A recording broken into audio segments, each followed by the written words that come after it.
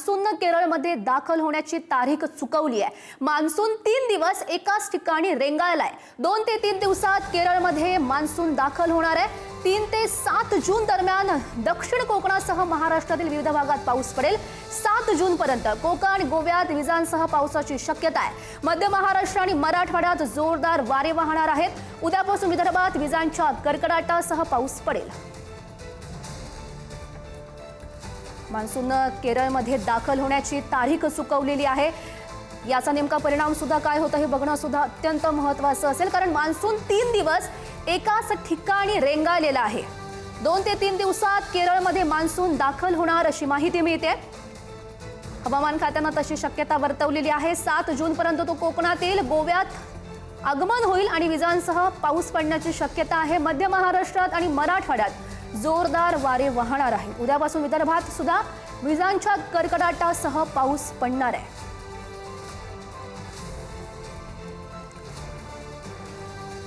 आणि याविषयी आपल्या सोबत बोलण्यासाठी ऋषिकेश अग्रे हवामान अभ्यासक आपल्या सोबत आहेत।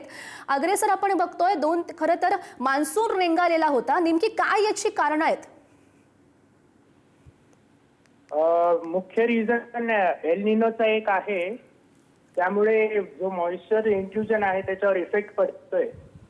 सो त्यामुळे केरळ आणि आजूबाजूच्या एरियामध्ये जो काही पाऊस आहे हवाचा तो नाहीये आणि त्याला अजून वेळ लागेल। 48 तास 36-48 तास लागतील, त्यानंतर पुढे अजून अनुकूल होईल। अग्रे सर, जूनच्या सुरुवातीला मान्सून रेंगाळलेला आहे, त्यामुळे शेतकऱ्यांच्या पेरण्यांवर याचा नेमका काय परिणाम होऊ शकतो? खूप लवकर होईल सांगायला ह्या बाबतीत, कारण जून मध्ये पाऊस खूप असा इन्व्हर्स असणार आहे compare to previous other years. ह्या वर्षी थोडा पाऊस लवकर असणार, म्हणजे पहिले 15 दिवस जून मध्ये जास्त असेल पाऊस आणि त्यानंतर पाऊस कमी असं दिसत आहेत मॉडेल्स नुसार। सो त्यानुसार प्लॅन करावं। बरं अग्रे सर, या 3 दिवसाच्या खंडामुळे मान्सूनच्या एकूण जे प्रवासाचं वेळापत्रक आहे ते सुद्धा कोलमडणार आहे का? हो। नेमका कसा परिणाम दिसेल?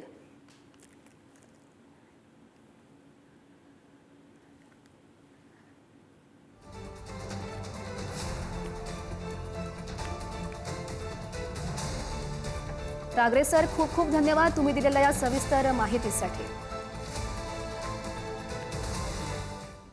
पुढे जातोय, पुढची बातमी कोल्हापूरमधून समोर येते। कोल्हापूरच्या भुदरगड तालुक्यातील झुलपेवाडी प्रकल्पाच्या बॅकवॉटरला वीज पडून तरुणाचा मृत्यू झालाय, तर एक जण यामध्ये गंभीर जखमी झालाय। सुदैवानं कुणाला जीवितहानी झाली नाहीये। मोबाईल खिशात असताना वीज कोसळली आणि ते तरुणाच्या जीवावर बेतलं। धक्कादायक असा प्रकार कोल्हापूरमध्ये घडलेला आहे।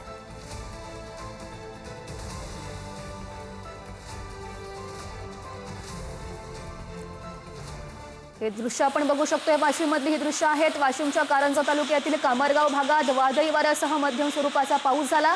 मान्सून पूर्व पावसानं उकाड्यापासून त्रस्त असलेल्या नागरिकांना दिलासा मिळालेला आहे। या पावसामुळे शेती मशागतीच्या कामांना आता गती येणार आहे। या पावसामुळे परिसरात गारवाही निर्माण झालाय।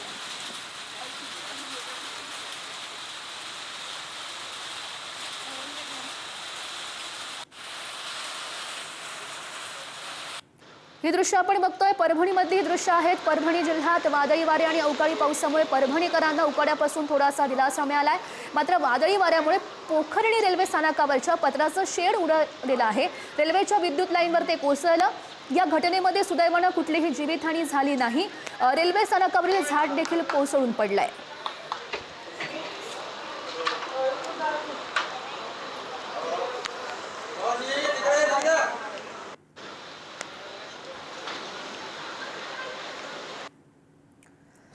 तर बारामती तालुक्याच्या पश्चिम पट्ट्यात अवकाळी पावसाने गारपिटीनं मोठा तडाखा दिलाय। विशेषतः होळ, निंबूतसह या भागातील गावांमध्ये गारपीट झाली आहे। शेतकऱ्यांचं मोठ्या प्रमाणावर नुकसान झालंय।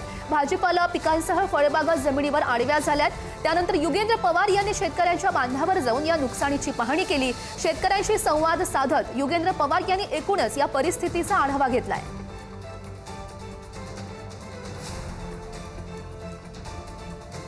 आमची एवढीच अपेक्षा आहे की जरी तुम्ही आमचं उत्पन्न किंवा आमचं इन्कम जर तुम्ही डबल करत नसाल किंवा होत नसेल, आता 10-12 वर्ष झाली आम्ही थांबलोय आमचं इन्कम वाढण्यासाठी, ते काय होत नाहीये.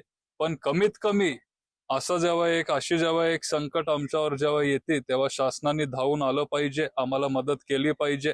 कमीत कमी एकरी 1 लाख रुपये तरी आम्हाला दिलं पाहिजे. आमचा खर्च सगळा निघणार नाहीये 1 लाखामध्ये, पण थोडीफार आम्हाला मदत होईल एवढीच आमची इच्छा आहे.